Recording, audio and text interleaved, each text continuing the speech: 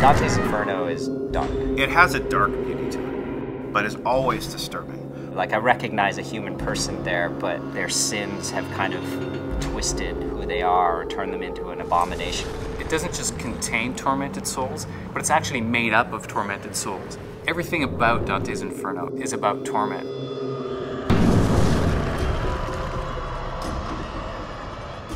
In Lust, the tormented souls are their lovers searching for each other. They're denied each other, and that's their punishment. Reaching out to each other, but never able to touch.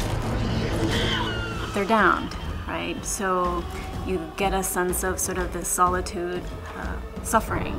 It's kind of out in this ocean of loneliness, surrounded by this weather storm of people. It's kind of like if you picture a hurricane combined with a tornado, with bodies just writhing and swirling in it. Inside, you can just see this orgy of bodies in there. There's this whole sexual overtone, but it's really disturbing and repulsive at the same time that it's kind of compelling. I want the environments to reflect, those sins, the sins of the flesh, and also to reflect kind of a personal hell. As sort of seductive as, all those images that you have when you say the word lust, it's actually pretty violent.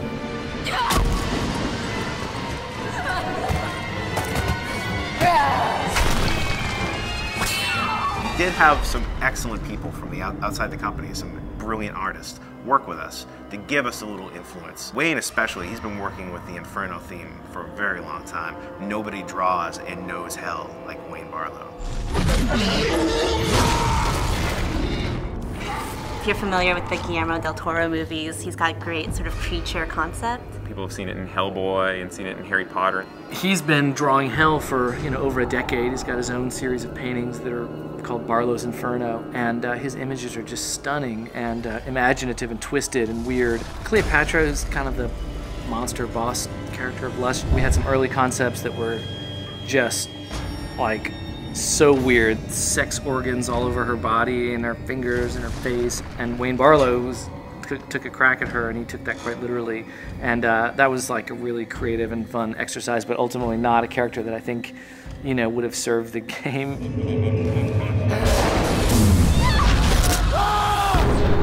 Disturbing is the watchword. Brutal is the watchword. The world is being beautifully rendered, but is always disturbing. It sounds easy, like, oh, cool, we'll do a level based on, around violence. We'll do a level based around lust. Like, that'll be easy. But then you sit down to do it, and you really struggle to push the boundaries. You can be totally gratuitous and really kind of like silly about it and really pornographic about it. Let's just hang a huge penis out there and, call it a day. You can also make it kind of interesting, thoughtful, and provocative. I probably have 200 pictures of intestines on my machine. Pictures of defecation, bodies cut in half. It's, again, supposed to be a very disturbing game, and our source material and reference material is equally as disturbing.